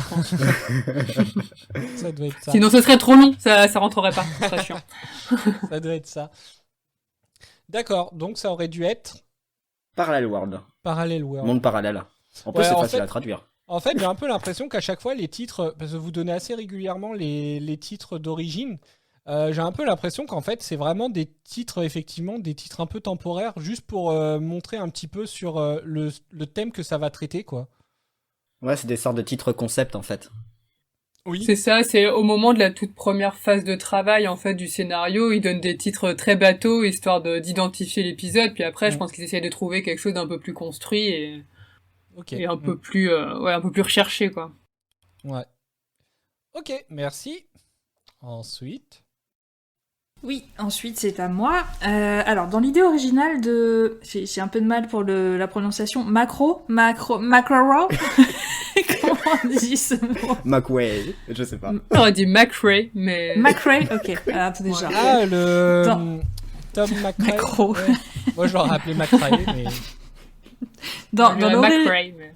Allez. Macro. Donc dans l'idée originale de McRae, au lieu d'avoir droit aux bras mécaniques et disqueuses, les êtres humains devenaient en fait petit à petit des Cybermen en modifiant certaines parties de leur corps. Mais l'idée a été jugée peu crédible par Davies et tous les deux se sont mis à imaginer du coup la transformation comme la mise à jour d'un programme. Et à l'origine, John Lumic devait gouverner avec son fils. Mais le personnage donc fut remplacé par celui de Monsieur Crane et Rose devait tuer la Jackie Cyberman et le Cyberman tué par le docteur devait être un enfant de 11 ans.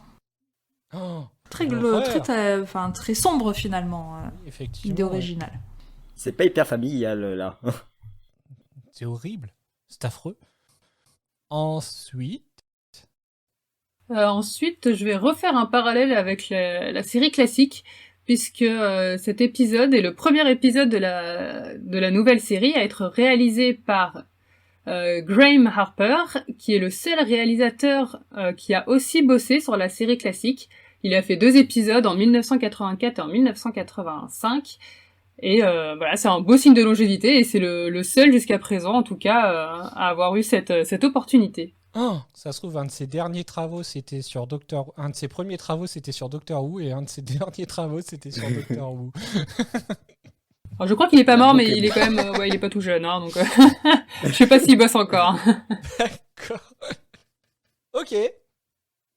Le camion qui vient attirer les sans-abri porte le nom d'International Electromatics et ça fait référence à la société Écran qui fournit une couverture aux Cybermen, donc dans l'épisode de 68 du second Docteur, nommé The Invasion.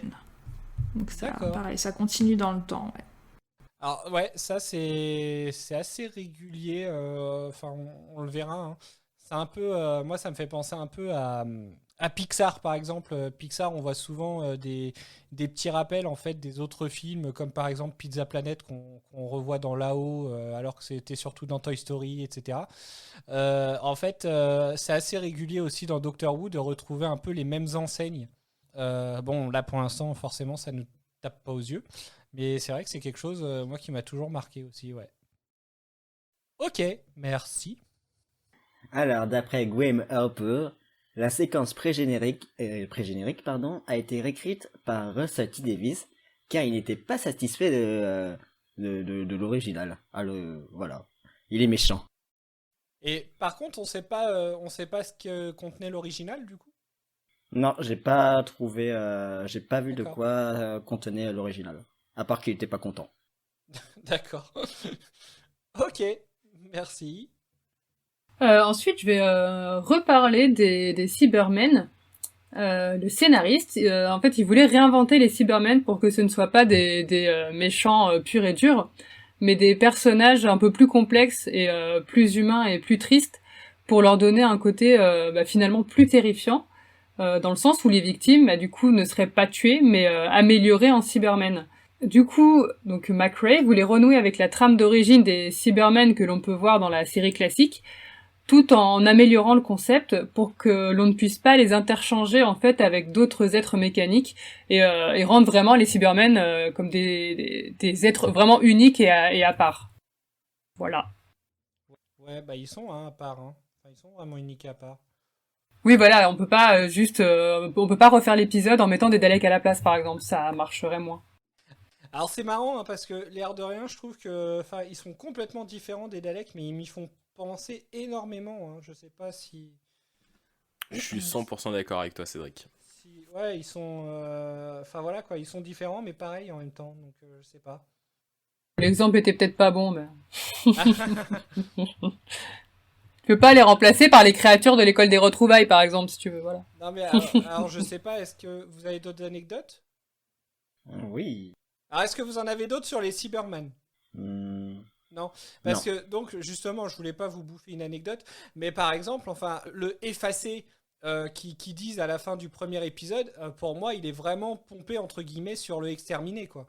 Enfin, de toute façon, voilà. Donc je trouve qu'ils sont, ouais, ils sont différents, mais ils sont exactement pareils en fait. C'est vraiment ça en fait. Rediffusion. Oui, bah oui. T'as choisi le bon mot. Oui, c'est le bon mot. Avant de passer à la suite, juste pour rebondir un peu sur les Cybermen, moi, au début du premier épisode, quand on les voit pour la première fois, j'ai trouvé qu'ils avaient vraiment réussi à montrer à l'écran que c'était des hommes de fer, tu sais, qui étaient très très lourds. Quand ils se déplaçaient, tu sentais qu'il y avait une certaine inertie dans le mouvement. Et je sais pas pourquoi, la scène où il y a Mickey et Ricky, d'un seul coup, t'as un Cyberman qui surgit d'un couloir avec une certaine souplesse, où c'est que ça a déconstruit absolument tout ce qu'ils avaient fait en début d'épisode. Et je me suis dit, putain, mais pourquoi cette scène, quoi ? C'est Spider Est-ce Cyberman. que ça vous a fait cette sensation ? Alors c'est pas, alors je sais pas pour les autres. Moi ça m'a pas choqué, mais en même temps, ça m'étonne pas plus que ça. Ça m'a pas marqué, non. Mais après effectivement, oui, tu te dis à partir du moment où, enfin voilà quoi, ils ont l'air lourds, ils se déplacent en marchant. Pourquoi les gens, enfin, ils ont besoin de courir et puis ils arrivent quand même à être attrapés du coup. Donc tu vois un petit peu peut-être effectivement le fonctionnement un peu différent entre ce que tu vois à la caméra et puis ce qui finalement se passe. Enfin, je sais pas si je l'ai bien dit. Du coup, t'avais autre chose à rajouter ou pas, Bob, sur les Cybermen ? Non. Okay. Non. Merci. Donc Maël, on t'écoute. Ok, alors, allez, des petits anniversaires. C'est parti. Alors, selon Russell T. Davies, le fait que Jackie ait son 40e anniversaire était une référence délibéré au fait que le règne des Cybermen a été diffusé pour l'année du 40e anniversaire de l'épisode 1 de Doctor Who, The 10th Planet. Et je crois que Doraline, t'as un truc à rajouter par rapport à ça. Donc l'épisode 2 de ce double épisode a été diffusé 40 ans après la toute première apparition des Cybermen dans Doctor Who, donc The 10th Planet, épisode 1 en 66, qui a été diffusé donc pour la première fois le 8 octobre 66. C'était le début de la dernière histoire de William Hartnell, donc le premier Docteur. Alors, ça a été diffusé le 8 octobre, donc c'est pas pour... alors c'est pas les 40 ans jour pour jour, du coup. Je pensais que ça tombait exactement le jour Ah non, des non, 40 non, ans. c'est l'année. D'accord, alors est-ce que vous en avez d'autres des anecdotes? Non. D'accord. Est-ce que vous avez quelque C'est chose... déjà fini. Ah ouais. Mais j'aimais bien, moi, qu'il y en avait beaucoup. Ce double épisode n'est pas non plus très très riche en anecdotes croustillantes. Surtout l'épisode 6 où tu fais vite le tour en fait de... Pour la suite, les Néo-Whovians, dans quel état d'esprit vous êtes pour la suite? Est-ce que vous êtes content d'entamer des épisodes sans voir Mickey? Sniff, sniff. On va bien voir ce que ça donne, hein, sans Mickey. Mais après, on le voyait pas non plus des masses. On le voyait vraiment sur les derniers épisodes. Mais sur la saison 1, on l'a vu de temps en temps par-ci par-là. Donc après, pour de vrai, c'est pas ça qui va changer la série. Mais c'était bizarre quand même de savoir qu'on allait probablement plus le revoir. Après, c'est Doctor Who, je m'attends à tout. Mais voilà. Non, sinon, pour la suite, comme d'hab, hein, toujours hypé, toujours... C'est ce que je te disais tout à l'heure, je suis de plus en plus à fond et... Alors voilà. si Bob, pour l'instant, je suis pas sûr, entre guillemets, qu'il soit vraiment un accro à la série, toi, par contre, on a gagné. Hein. Ah ouais. Ouais, non, mais oui. Mais moi, je suis trop facile à m'adouer. T'es une bonne recrue en tout cas. Bah non, mais les trois après sont une bonne recrue. Mais ce que je veux dire, c'est que le but de Retardis, c'était de voir si on arrivait à faire adhérer des personnes à Doctor Who. Donc entre guillemets, et c'est pour ça que je dis que Hélène, elle adhère vraiment à fond. Alors qu'effectivement, pour l'instant, Bob, de temps en temps, on arrive quand même sur des épisodes où voilà, il le fait vraiment, on va dire, peut-être plus pour le podcast. Il essaye de... Il attend ce moment. Alors peut-être que Bob, alors je suis désolé, hein, ça va te forcer à rester longtemps, mais ça se trouve, toi, tu seras plus fan sur justement un showrunner peut-être plus tard ou je sais pas. Écoute, peut-être on verra, mais en tout cas pour faire rebond à ce que j'ai dit, pour rebondir, je vais dire au moins 10 fois cet épisode, je suis une vraie balle rebondissante, les gars. Boing. Pour rebondir sur ce que je disais lors du tout premier épisode qu'on a fait, je sais pas si vous vous rappelez, j'ai dit que j'étais très très bon public, mais que pourquoi je suis très bon public, parce que il y a très très peu de séries qui me hype de fou du début à la fin, et il y en a très très peu aussi que je déteste du début à la fin, et très souvent je suis dans un entre-deux, et c'est clairement ce qui se passe avec Doctor Who, tu vois, il y a des épisodes comme Fête des Pères qui m'ont profondément touché, et puis il y en a d'autres comme ces deux épisodes là où j'ai trouvé le temps plus long, et effectivement la finalité de perdre un petit peu ce temps sur ces deux épisodes là, c'était de faire l'enregistrement avec vous. Ça montre un peu justement, enfin je trouve après la diversité de la série du coup, parce qu'il y a des épisodes, tous les épisodes ne se ressemblent pas en fait. C'est vrai, mais tu vois, peut-être qu'il n'y aurait pas eu le podcast, peut-être que certains épisodes m'auraient peut-être fait décrocher, c'est vrai aussi. Donc effectivement, t'as raison, faut voir avec d'autres showrunners, d'autres docteurs, enfin c'est surtout des showrunners, parce que le docteur, pour le coup, le docteur de Tennant, je l'adore, vraiment, il est bien construit, et je trouve que l'alchimie avec Rose est bonne, ce que j'ai dit plusieurs fois, donc de ce côté-là, ça va. Pour la suite, pour l'épisode prochain, je te cache pas que si le prochain épisode, c'est un épisode avec les Daleks, ça va être compliqué. D'accord. Mireille? Alors pour le coup, je me souviens plus du tout du teaser de l'épisode suivant. J'en ai vraiment aucun souvenir. D'accord. Je suis dans un bon état d'esprit pour la suite. Bref, je suis hypée et voilà, et j'ai hâte de voir le prochain, même si je me souviens plus du tout du teaser. D'accord. Ok, bon si vous avez rien d'autre à ajouter sur le sujet, vous avez autre chose à rajouter, les Whovians? Non? Rien à ajouter, votre honneur. Ok, bon. Bon, alors, du coup, c'est là qu'on va s'arrêter pour ce soir. Donc, on se retrouve très vite pour le prochain épisode dans lequel le Docteur et Rose arrivent à Londres en 1953. Un Londres qui, bizarrement, ils arrivent dans un quartier où il y a pas mal de téléviseurs dans une époque où c'est assez rare pourtant. Donc voilà, on va voir pourquoi le Docteur finit par comprendre que la télévision n'a rien de bon. Ça va être encore vachement politique, cette histoire. Je vous avoue que très honnêtement, je suis assez pressé d'échanger là-dessus avec vous. Et je ne dirai pas pourquoi. J'ai hâte d'être au prochain enregistrement pour échanger sur cet épisode, en fait, pour avoir un peu votre ressenti. Est-ce que je peux te poser une question, Cédric ? Vas-y. Est-ce qu'on a le retour du satellite 5 ? Au prochain épisode ? Non. Oui. Non. Oh, ouf. Ok. Voilà. Non, mais je vous expliquerai pourquoi j'attends, parce que là, clairement, j'ai pas envie de biaiser votre ressenti sur l'épisode, donc on verra. Voilà. Donc, voilà, n'hésitez pas, on est sur les réseaux sociaux, comme l'a redit Adèle, en plus c'est elle qui nous fait des super publications assez régulièrement. Donc n'hésitez pas à nous suivre sur Facebook, Instagram, Twitter. Maintenant on diffuse même l'émission donc sur YouTube du coup. Donc n'hésitez pas à nous suivre, à laisser vos commentaires, à nous écrire aussi si vous avez des retours sur les épisodes et sur les épisodes du podcast. Et voilà, du coup, on revient très vite. J'espère que Pierre sera avec nous, du coup, parce que là, le pauvre, il n'a pas pu être là. Donc voilà, il en était très triste. Mais on sera sûrement au complet la prochaine fois. Donc, à bientôt. Sayonara. Salut. Ciao. Ah, bye bye. Salut.